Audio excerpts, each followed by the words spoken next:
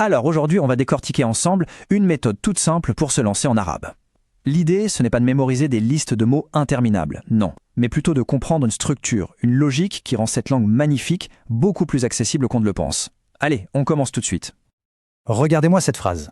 Pour l'instant, ça peut paraître un peu énigmatique, on est d'accord. Mais gardons-la bien en tête. C'est notre objectif, notre point d'arrivée. D'ici quelques minutes, non seulement on saura ce qu'elle veut dire, mais on aura aussi la méthode pour la déchiffrer. Bon, la question c'est comment on passe de quelque chose de complètement inconnu à une vraie compréhension? Eh bien la clé, c'est une approche bien structurée, une méthode simple en 3 temps.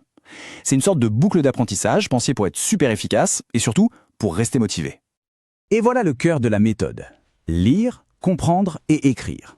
Attention, ce n'est pas juste une liste d'actions, c'est un vrai cycle. C'est ça qui est puissant. Chaque étape s'appuie sur la précédente pour la renforcer. On commence par s'immerger, ensuite on analyse un peu et on finit par créer soi-même. Allez, on plonge dans la première étape, la lecture. L'idée ici, elle est très simple. On ne cherche pas à tout analyser. Pas encore. On s'immerge, c'est tout. C'est le moment de s'habituer au son, à la forme des lettres, une pure phase de familiarisation en fait. Prenons une première phrase. En arabe, ça se lit « At-talibu fil madrasati » et ça veut tout simplement dire « l'élève est à l'école ». Pour l'instant, il suffit d'écouter et de suivre le texte des yeux. Tranquille?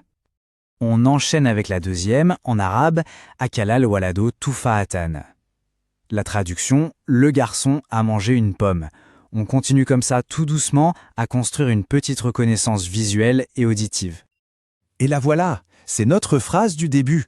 Al-kitabu ala tawilati. Le mystère est levé, le livre est sur la table. Vous voyez, ce qui paraissait si abstrait il y a à peine 2 minutes commence déjà à prendre forme. Et une petite dernière pour finir cette première étape. Ashamso Todio Anahara. Ça se traduit par « le soleil éclaire la journée ». Voilà, la phase de lecture est terminée, on a posé les premières briques.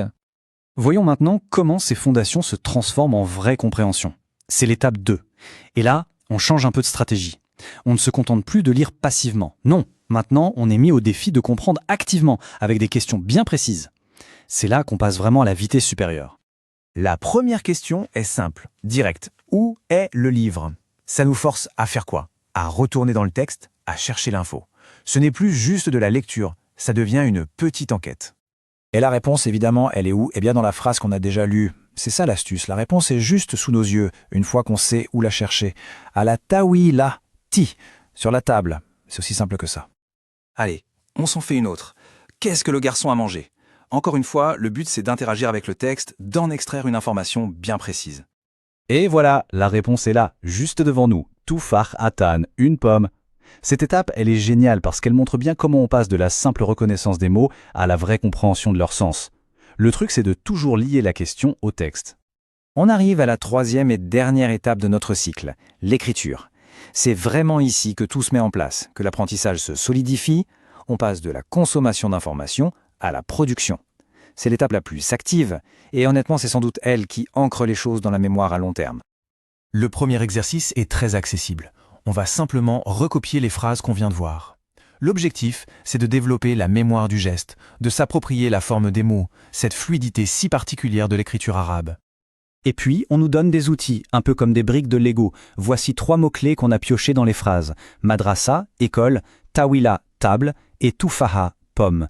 Ce sont nos ingrédients pour la partie créative qui arrive. Et voici le vrai test, le petit défi. L'idée, c'est de créer 2 phrases entièrement nouvelles en utilisant ce vocabulaire. C'est à ce moment précis qu'on vérifie si les concepts sont vraiment bien en place. On ne fait plus que répéter, on construit. Pour résumer, on a exploré 3 étapes bien distinctes.